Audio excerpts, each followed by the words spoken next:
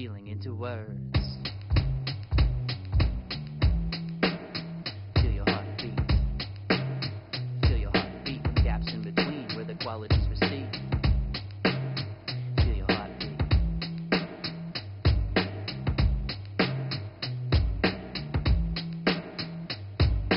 Blessed to be here where there's so much to learn.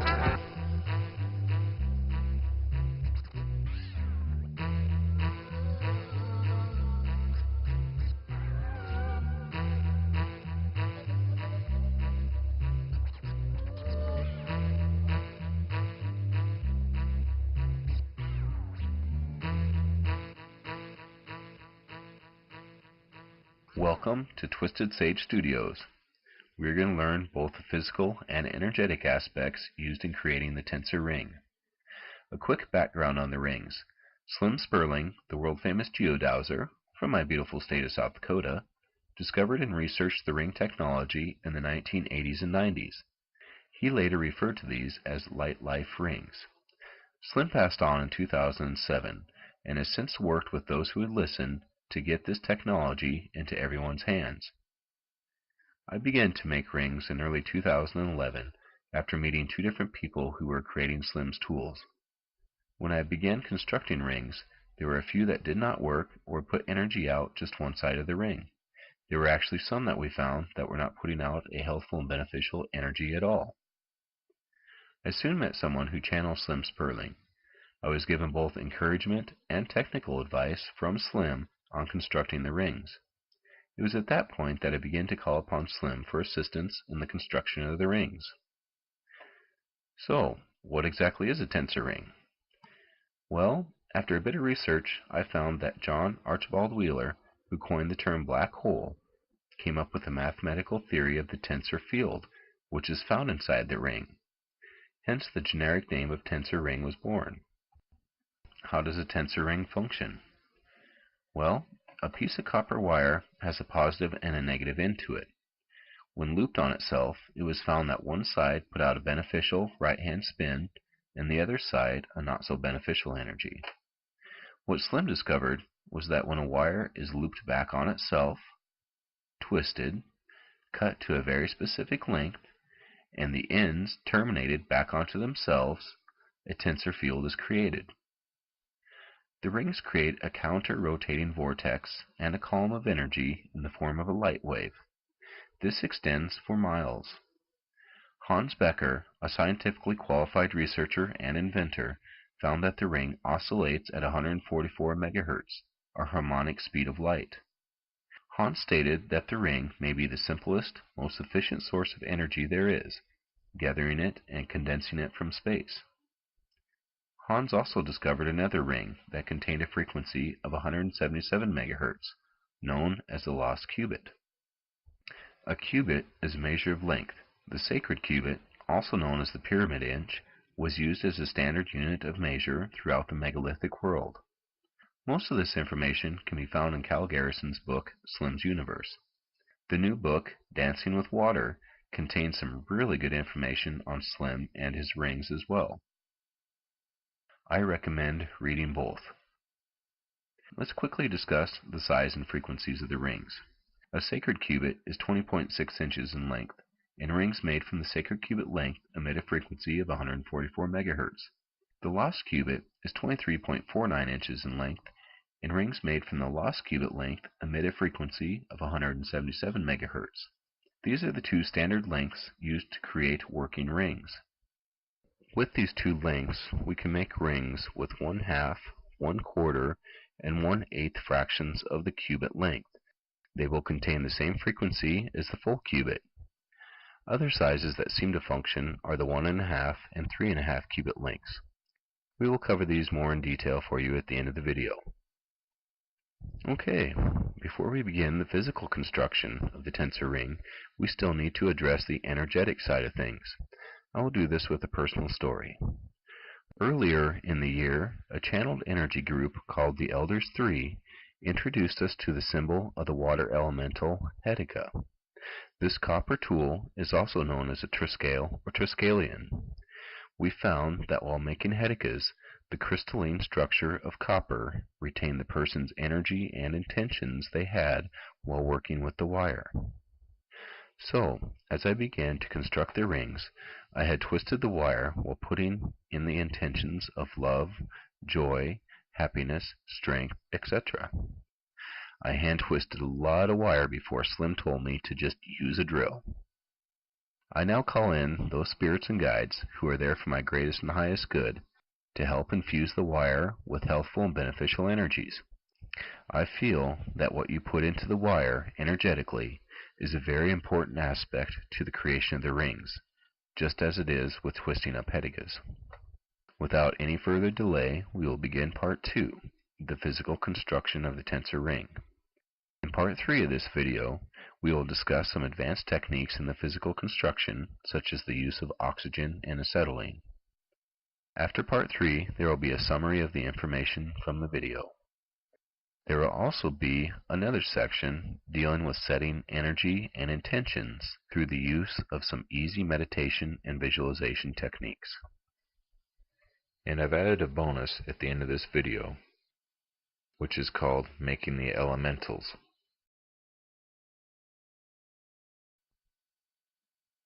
Part 2, the physical creation of the ring.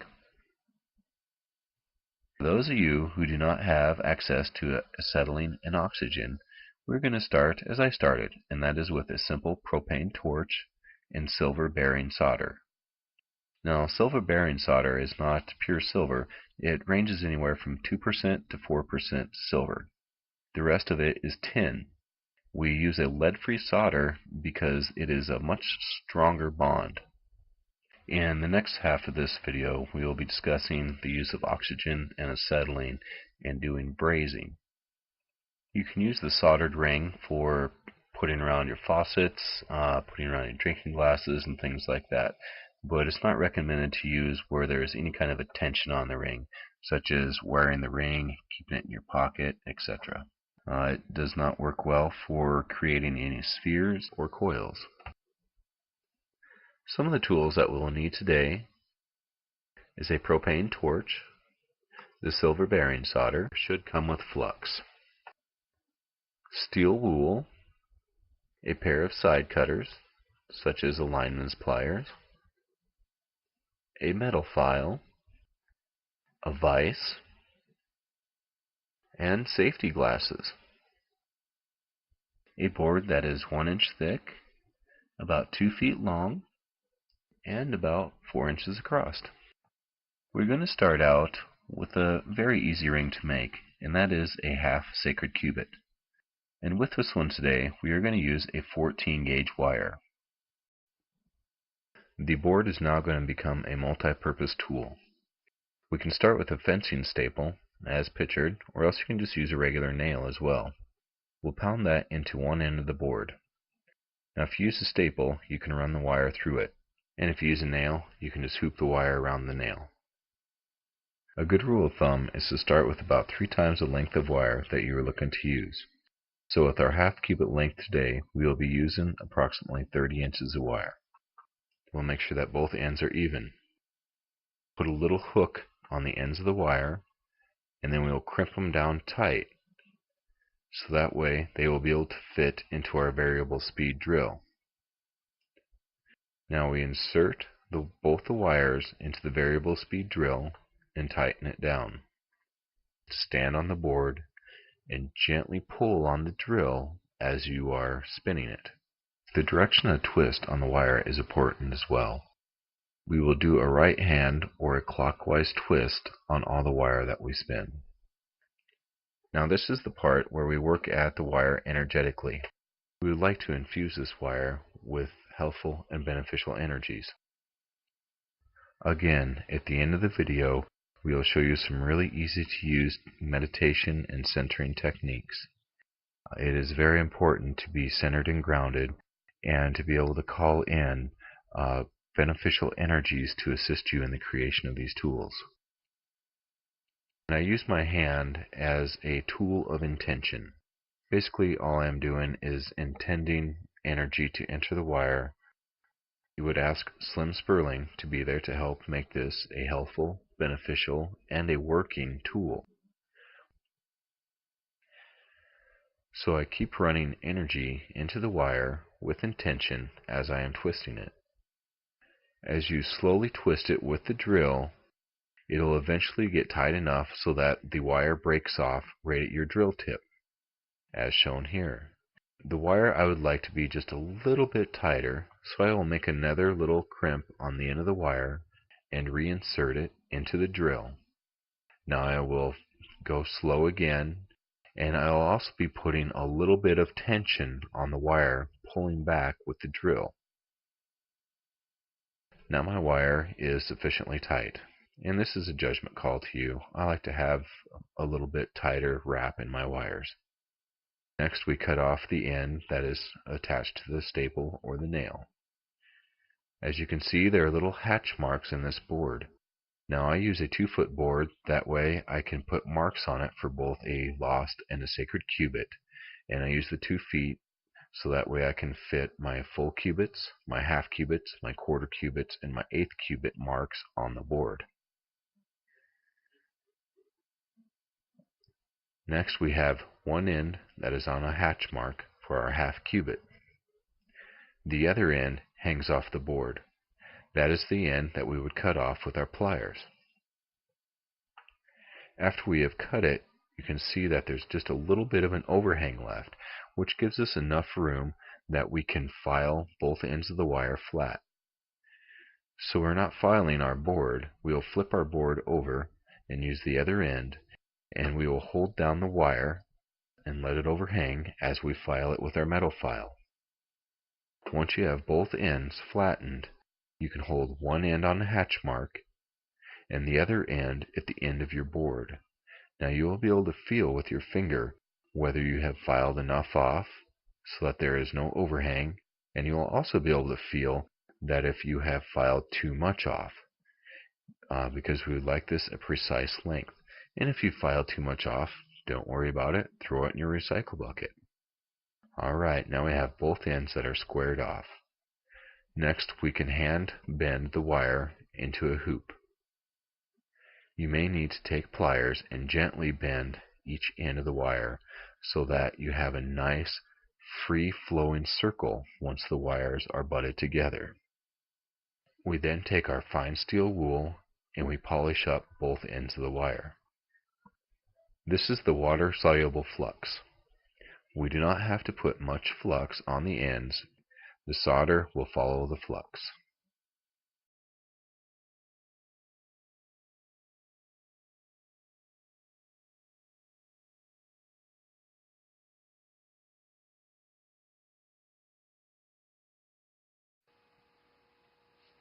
Put the ring in the vise and have it set in place before coating the joint with flux. Ensure that the joining ends make a smooth arc and the ends are flush together. Do not have a lot of tension on the joint or the ends may slip when heated. And I always like to double check my joint. I like to feel it, just to feel if that feels right, the connection there. And I'll stop and readjust everything if it just does not feel right. It is an intuitive thing that you will learn.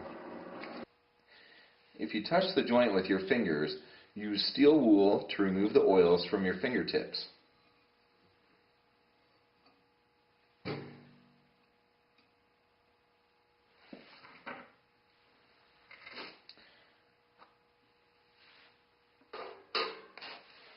Flux the tips, and be sure to get flux down in the joint between the adjoining pieces. So you want to move the wire a little bit just so that you get flux in between the joint.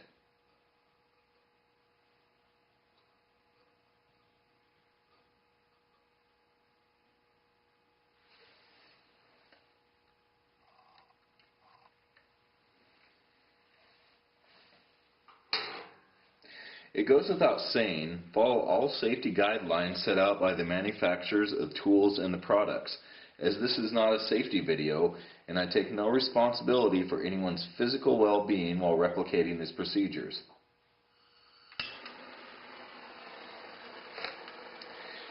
heat the joint until red hot.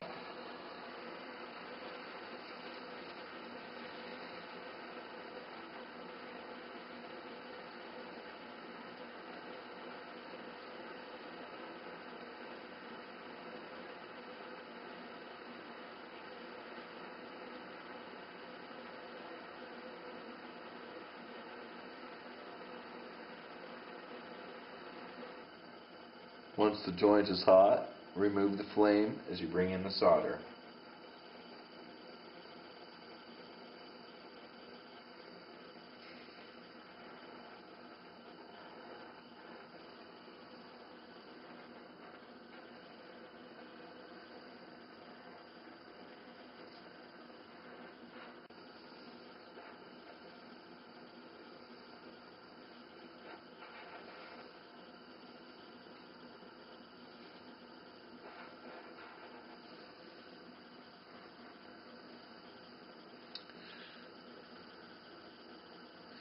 It will take a bit of practice to get this down right.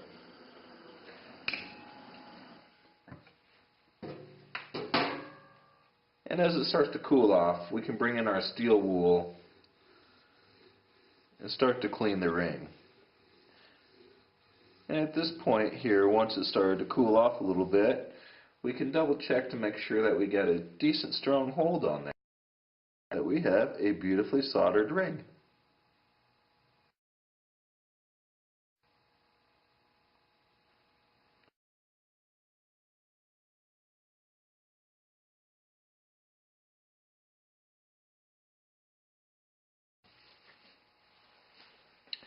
If you have an oxygen and acetylene torch, I assume you know how to use it and will not discuss the basics. A small diameter brazing rod is what we are using. You will probably get a flux-coated rod, but get the smallest diameter of bronze brazing rod that you can find available. This one appears to be about a 14 gauge. And with my bare rod, I will first heat up my brazing rod and then I will dip it into the flux. One benefit of using oxygen and acetylene is there's no need to use steel wool on the joint. And I always like to double check my joint. I like to feel it, just to feel if that feels right, the connection there. And I'll stop and readjust everything if it just does not feel right. It is an intuitive thing that you will learn. As with all this stuff, it just takes a little bit of practice.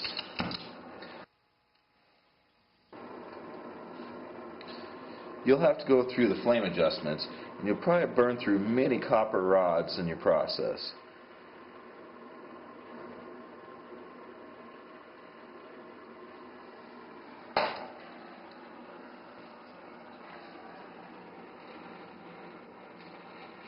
So for my bare rods, I'm just going to heat it up enough to where the flux will stick to it. I heat it up and I dip it in a can of flux. And with these 14 gauge rings, you just need to do a quick in and out. And we're going to bring both the flame and the brazing rod in at the same time. And there you go. Right now we have good solid hold. Now where you have a little bit of extra brazing that's hanging up on the sides there, it's got a little lump in it, you can just come in and touch that up, because that brazing will follow where the heat goes. So all you have to do is just barely bring it in and touch it up, and then you'll get rid of that little bit of a ball there. So there we have it. Bring in our steel wool and clean them up.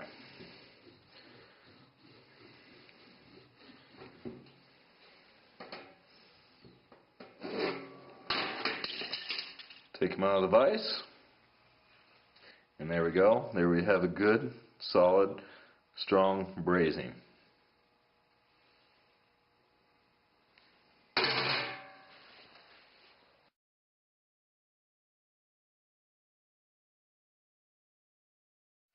Okay, and you can use your anvil to hammer some of your scraps flat. If you have a piece of twisted wire that's just a little bit too short, you can flatten it out. And one of the benefits of flattening these guys out is that you can make rings with them. Now this here is a lost cubit. It was made with a 10 gauge wire and is my wedding band. I really love this ring.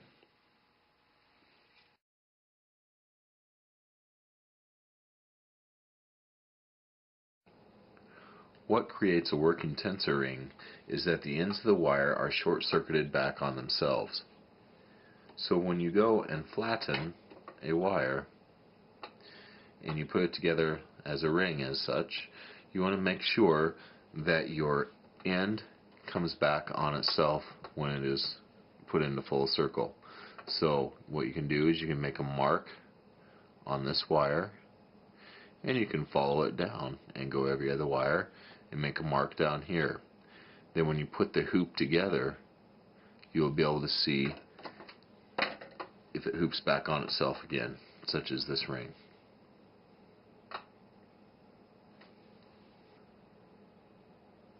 Slim also gave instructions that the end of the wire should hoop back on itself on the other end when it comes into a full circle. One way to figure that out is when you're using a thicker gauge wire, you can make a mark with a permanent marker on the end of the wire and part way down from the tip. Now once you have that one marked, you put your thumbnail right on top of that wire with the mark on it. You put your thumbnail on there and you just twist down and you spiral all the way down to the end. And so you know that the wire that your thumbnail is riding on is the wire with the mark on it.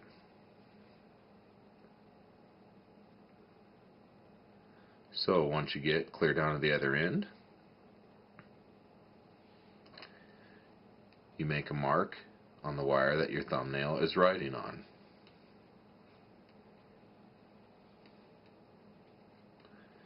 Now then, when you bring this hoop together, you'll be able to see whether you are lining up on your marks.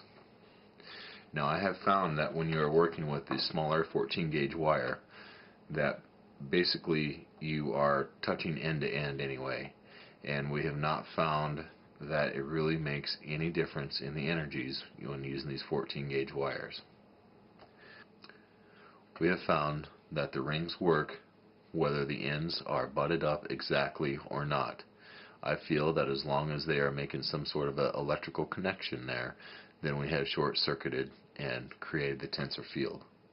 And we have found that to be true checking them energetically. But I wanted to make sure that I passed on this information to you and an easy technique to find which end matches which end.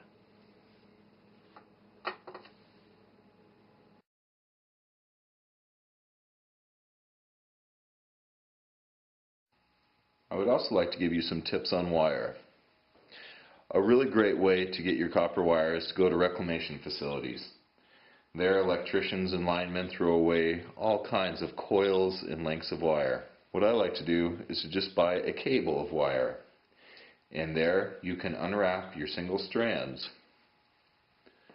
And that is a cheap and effective way to upcycle wire. And at the reclamation places, you can also get wire that is sheathed.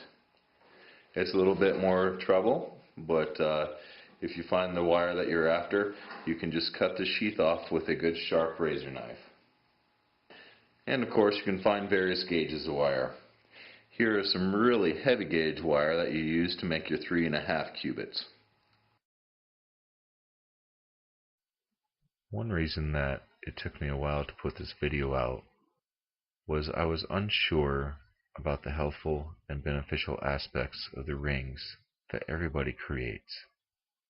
Now I am very fortunate and I have somebody very close to me that does double checking on the helpful and beneficial aspects of all these rings and any energy tool that I create. Now the term divination is simply the use of pendulums, the use of L rods or dowsing rods. or the use of kinesiology or muscle testing. Within this realm of asking in yes or no answers is also the yes or no answers that you get from your guides and from intuition. Now, if you do not do any forms of divination, I suggest that you find somebody that you trust in their skills and abilities to do the divination for you, at least on the first few sets of rings that you make. And if you cannot find anybody to help you with divination, you can certainly give me a call and I can find somebody for you. Now, Slim relied on friends who did this type of energy work as well, who had this type of intuitive ability.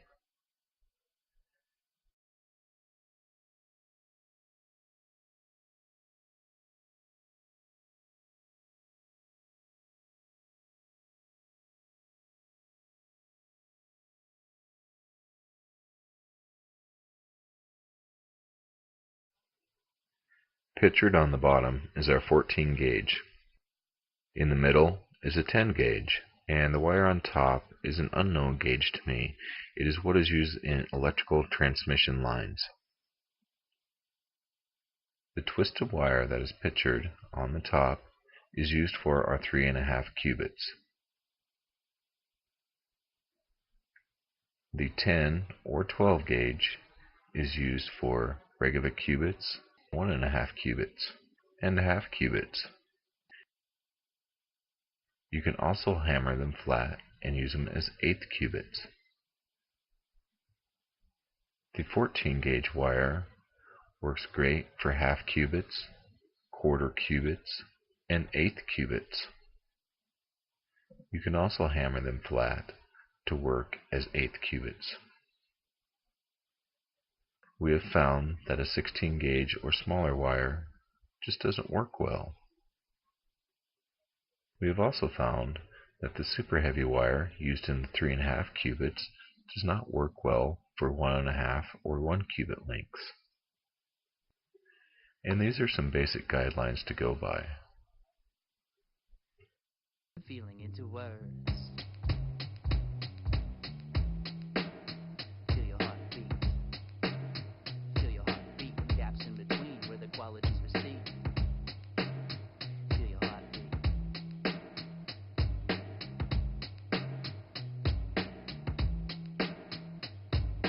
Blessed to be here where there's so much to learn.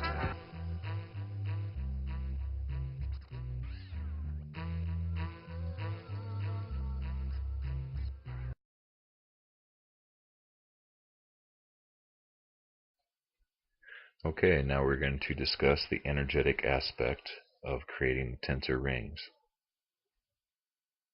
There's a short and easy meditation here called the Trinity Breath. It's also known as the Earth-Sky meditation. You go through it once, and then you can take a shortcut version in 3 breaths after that. So when you go to infuse the ring with the helpful and beneficial energies, you can just take the 3 breaths and you are connected with Mother Earth and Father Sky.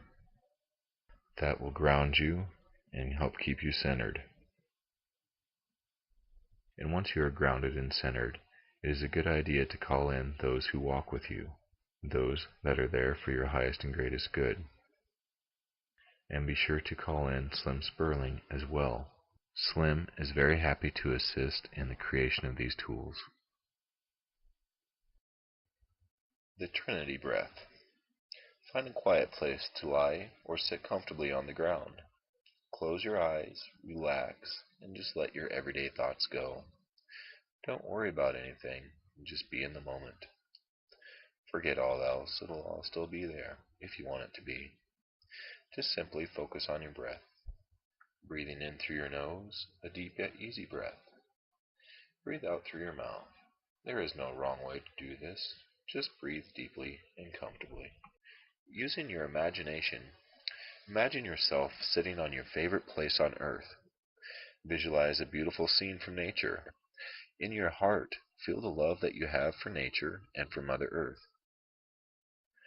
Now visualize yourself standing in your favorite spot with your arms across your chest. With your arms crossed, spiral downwards into the center of the earth. As you spiral down through the earth, you enter a large room.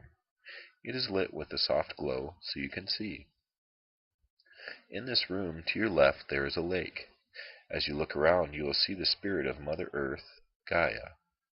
She may appear to you in human form or as an animal, however you perceive the spirit of the earth to look like. She will hand you a ball of energy. Look at the ball and notice the size and color. As you take the ball, thank her. This ball of energy is filled with joy and unconditional love. As you come back to the surface of Earth, bring the ball of energy up through your feet, slowly moving up your legs. It is leaving unconditional love from the earth in every cell of your body. Bring the ball up to your hips, your ribs, on up to your chest, leaving unconditional love in every cell of your body. Take the ball of energy on up to your throat, to the top of your head, and on out a few feet above the head. Let it drop back down into the center of your chest. Feel this love radiate through your entire body.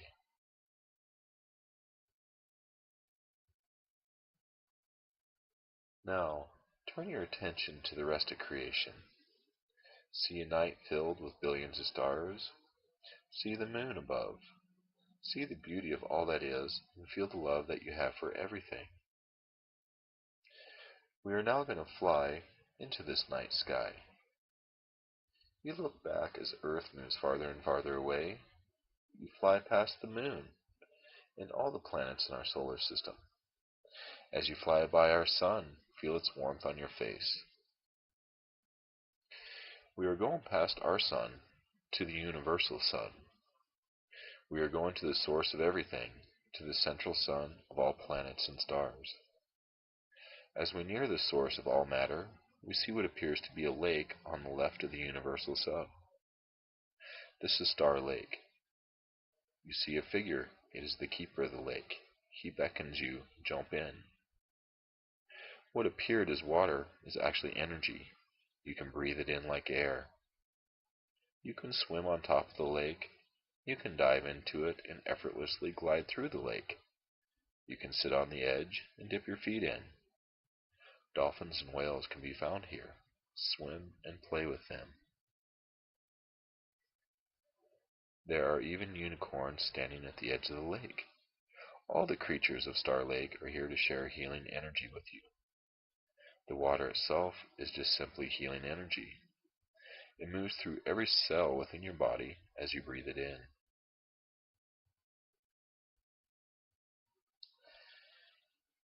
Now, as we come back to our body, bring the energies of Mother Earth and Star Lake into your heart area. Imagine a sphere within your chest where this energy comes together. Let that energy swirl there, the energy of three: Earth, Sky, and you. This combination of Earth, Sky, you makes you a very powerful person. From the sphere in your chest, allow the energy to form a second sphere which encompasses your entire body. Allow the energy of three to flow and build within the second sphere.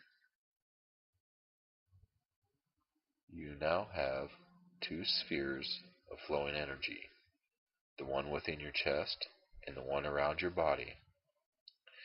From here, allow the energy of three to flow into the world around you. Allow it to flow into the earth, into the sky, into your home, into your life. Allow the energy to just flow. This is a great and powerful energy. Do not give it direction. Simply allow it to flow wherever it is most needed. Focusing on your breath several times during your day will help keep you in your flow. Believe in yourself. As chaos comes to you, it is of great importance to remember to be in the moment. Take the time to take the breath of earth and sky. Take the time to feel the quiet and soothing power of the Trinity of you, earth, and sky within your heart. Bring the three together in your breath as a way of living. To simplify this process, to use during times of stress, imagine that you have roots that come out of your feet and go deep within the ground. Then just breathe. Breathe in the energy of the earth up through your feet, and the energy of the sky down through your crown. Mix these two energies in your heart. Feel the peace and completeness as you breathe in these energies. Feel the quiet and soothing power of the Trinity of you, earth, and sky within your heart.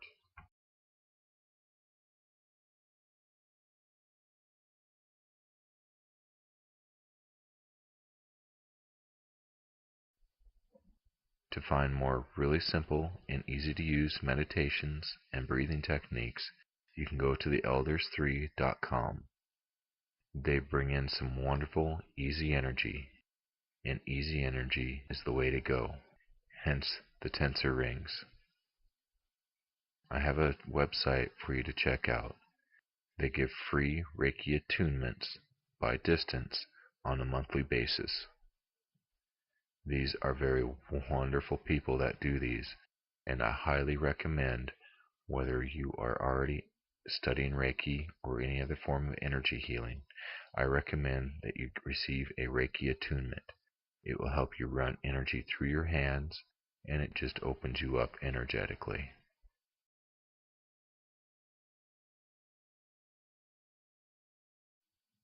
Now the Elders 3 have helped channel in the name of several elementals. The one that we use most is Hetica, the water elemental.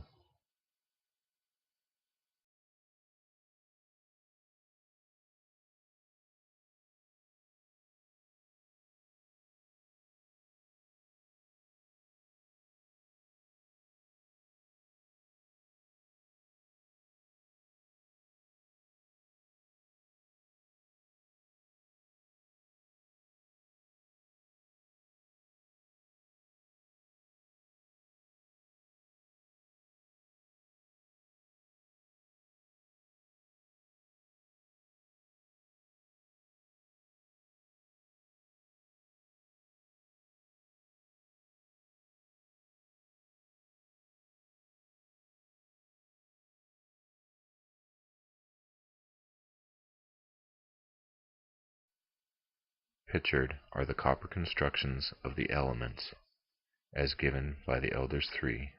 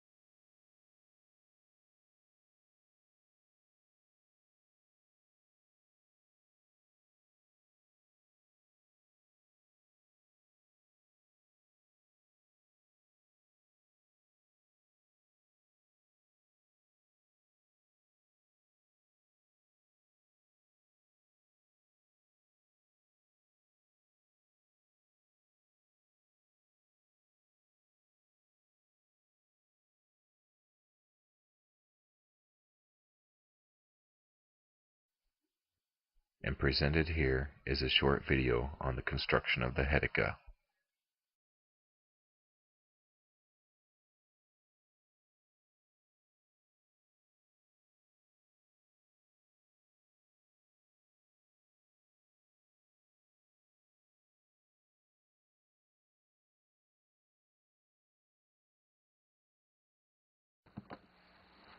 Okay, today we're going to make Heticas, or also known as Triscales. Triscale is a symbol. It can be found on the Temple of Grange in Ireland. There's a lot of other history to it. People have been intuitively making these things for a few decades. Fishermen out on the East Coast make them, put them in their holding tanks, keep their fish alive longer. Dancing with Water has done quite a bit of scientific research on these guys and the wonderful things that they do. Now, it is a rather profound energy tool, profound in the fact that it does some amazing things with water and with the human body and with plants and with the earth. And it is so simple. We have a piece of copper wire here. You can start with a piece of copper wire that's about 20.6 inches long, and that's a sacred cubic length. You can actually use any length of wire, and it'll always have this energy signature. Now, we bend it in half, but not quite in half. One tail is always longer than the other. Next, where our hoop is, we'll just squish that down a bit so that we have a nice tight ending in our hoop there. Now, we always take our long end and have it on the top. So, with our long leg on the top, we're going to take our pliers, and you can use any kind of pliers. I prefer lineman pliers.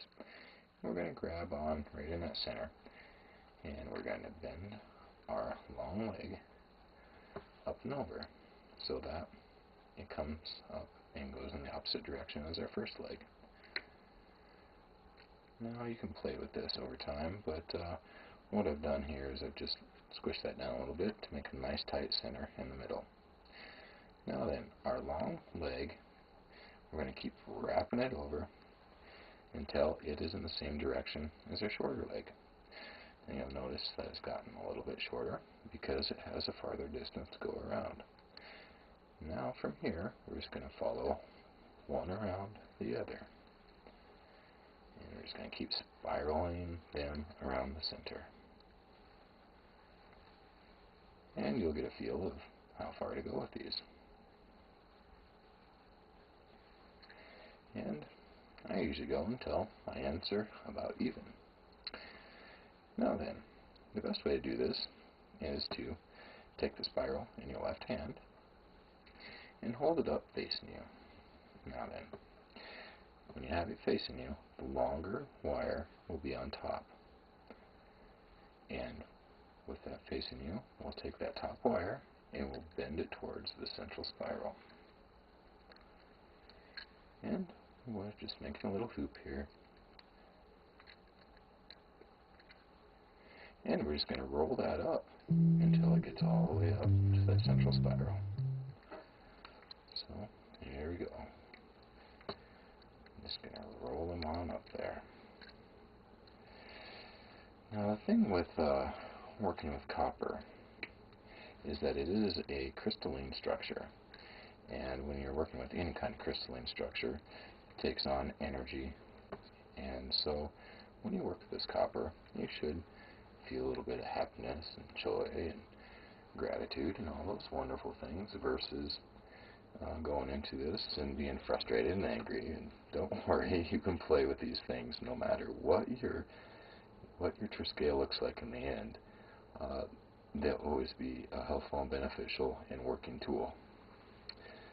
Now then, again, we hold the central spiral in our left hand, and our other leg we bend up and towards where we're going.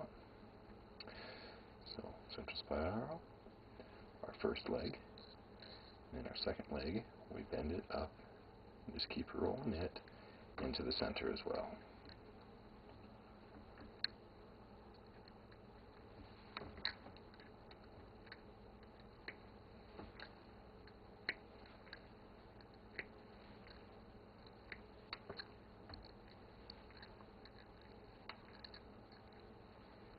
Now once you get towards the center, you can play around with this a bit.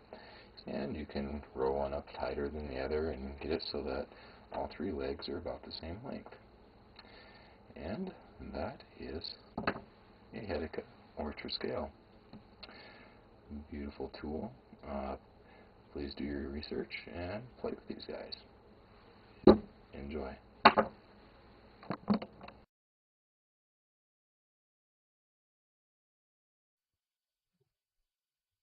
So much thanks to the Elders Three and to my sister Brenda, who has brought the Elders Three into this world. I drift into my limbs, into feeling, into words. Feel your heart beat. Feel your heart beat with gaps in between where the qualities recede.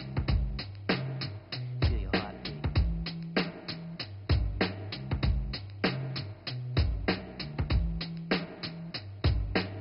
Forget the ego on this one, alright? It goes lotus position, or head bobbing while you're listening. Starlight to sunshine and moonlight, I'm always glistening, reflecting like my watch in 7th grade. I custom spotlight, now bleach the rising tones, twist the mentals up with a Loctite. I got a grip on a cup of flavor that I steadily sip, filling up in time because the pace is at a drip, drip. It's easy to get carried away, just like a late night fridge raid. Nutritious and delicious, must be kicking it with the May. You tick me off if you're putting stock in the corporations that would come and try to rip me off. The revolution is not televised, it's broadcast through you and I, my friends. Providence is alive. Keep it on the giving tip, and in this way we shine. The opening of the eyes and the palms facing to the sky. Unless you wish a limited can. There will be another video coming out this spring of 2012 that is going to discuss the creation of the tensor field generator, the Gaia sphere, and the tensor coil.